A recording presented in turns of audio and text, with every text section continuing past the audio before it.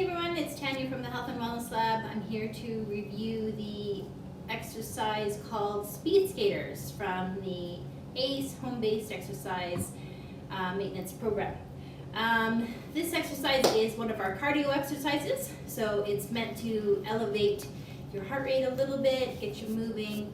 I'm going to provide a couple of levels of difficulty, so choose one that feels comfortable for you. Please see the disclaimer on the website prior to engaging in any of our exercises.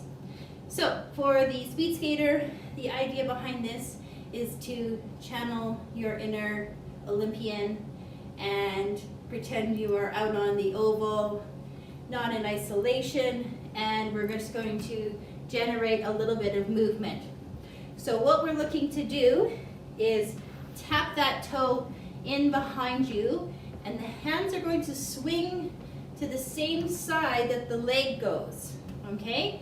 So you're gonna pick a tempo that's gonna work for you in order to get you working at whatever level you'd like to.